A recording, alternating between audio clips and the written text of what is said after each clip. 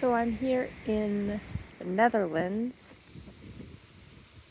nearby the town of Sneek, for a short visit, and I thought I'd highlight a tree that I've seen here a lot already, but I haven't seen in real at all, which is this tree here.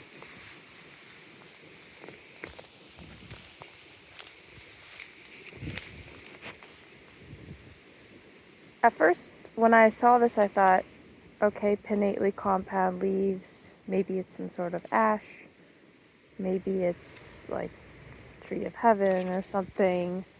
But then I looked at the bark and I was like, oh, definitely not tree of heaven bark. And then you can see that it's alternately arranged as well. So it's not probably an ash. And evidently this is I said it's not an ash, but its name has ash in it, which is the European mountain ash, or I think it's Sorbus ocaria or something like that. Also known as the Rowan. But it's not actually an ash. It's part of the Rosaceae family. Whereas something like the European ash is part of the olive family. So it's not even an actual ash. I think maybe they just named it based off the fact that its leaves are pinnately compound and kind of have that similarity to an ash in that way. Or I don't know why they named it the European mountain ash. Yeah, so I've seen it a lot in kind of these very moist areas. In general, the Netherlands has a lot of water. So I assume it prefers or it likes moist environment. The bark is kind of this pale gray, smooth bark on these younger, smaller trees. And in general, it's going to be more of the shrub. It doesn't get super large. And then another way to ID it this time of year is its flowers, which will probably start blooming soon. And evidently they have an unpleasant smell, which is another way you could be helpful to IDing this tree. But I just think it's kind of pretty. I like the leaves. They have like these serrations on them. And then lastly, this tree is also called Rowan, which comes from their berries, which are like these red little pomes technically, that in, I don't know, some sort of language, maybe some Nordic language, it's red is Rowan or something like that. And that's where they kind of get the other name from. So I'm out here at Calanques Park in France and going for a morning hike, and thought I'd try and look at some of these trees / shrubs. But be warned, I know very little, if anything, about the Mediterranean climate and the Mediterranean ecosystem found here. So one tree species I've been seeing a lot of are these little pine trees. They're like everywhere here. And I'm not entirely sure which species it is. I think it's the Aleppo pine. But I was also potentially thinking it was like an Italian stone pine. But the website for Calanques National Park mentions that Aleppo pines are what they mainly have. So I think it's Aleppo pine. I don't really know much about it. I know that its needles, they tend to be kind of shorter, and they come in clusters of 2. I also saw they can come in clusters of 3, but I haven't been able to find any clusters of 3, which is why I was like, maybe it's the Italian stone pine. But yeah, I'm not entirely sure which one it is. It's kind of funny. It has like a pine cone coming out of its like actual main trunk. The bark is this like peely kind of red undertoned gray on top. And most of them that I've seen have been pretty, small. But they are like the biggest trees around. They're just small in comparison to like other pine trees I see where I live.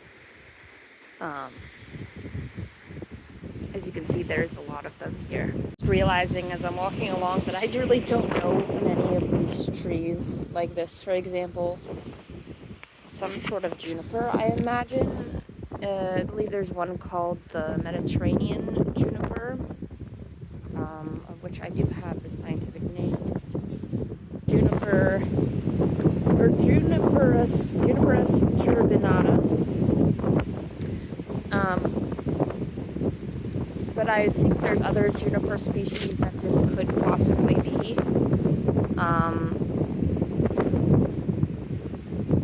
However, the Mediterranean juniper is the only one I remember. But whatever juniper this is, they've got these kind of like cones that are, I don't know, they're very berry-like in a way. Oh.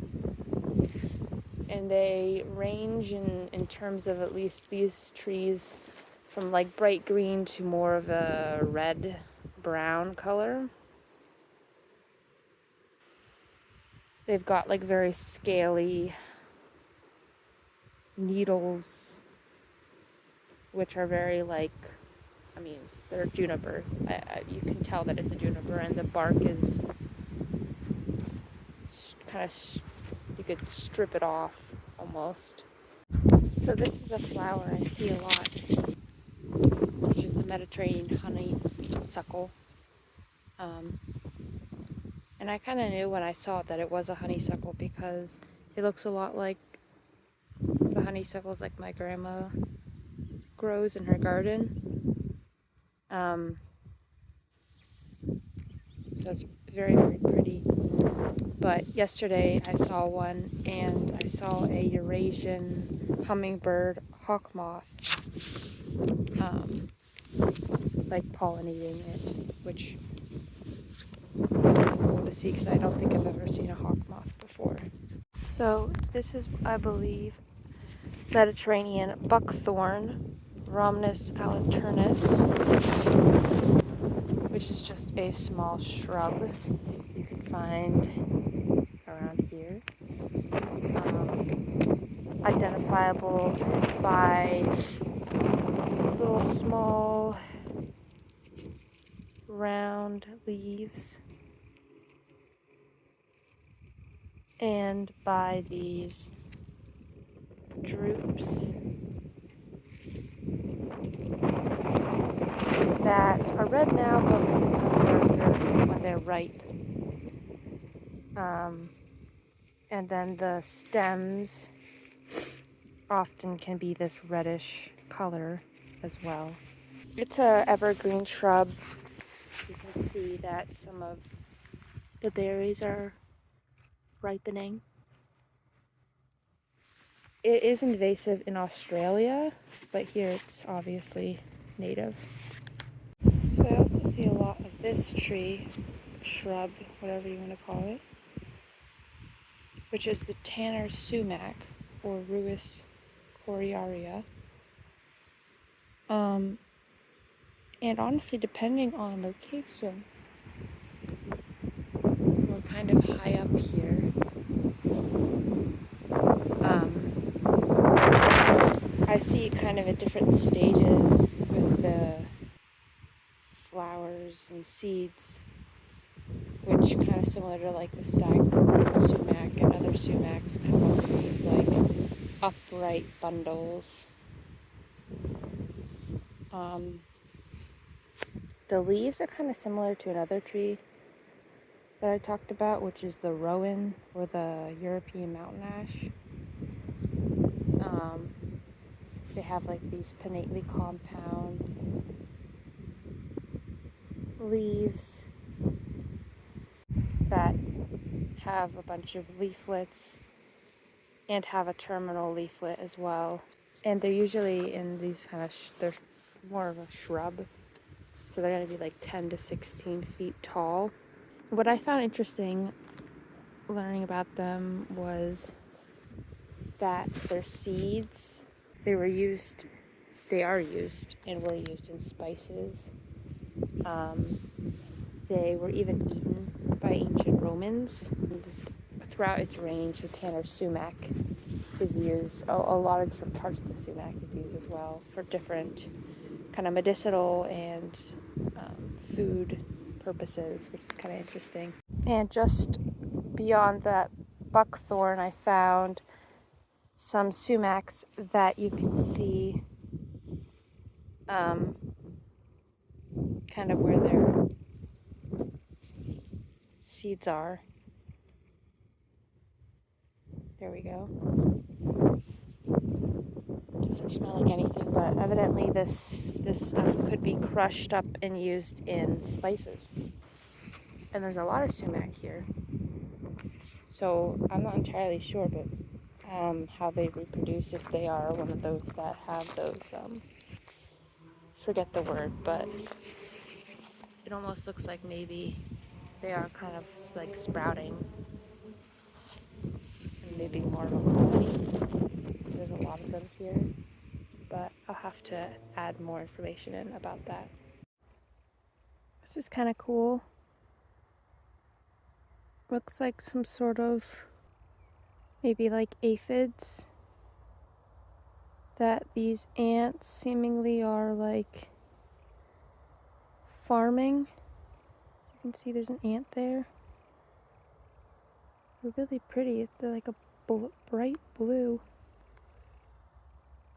Never finished that video, so thanks for watching.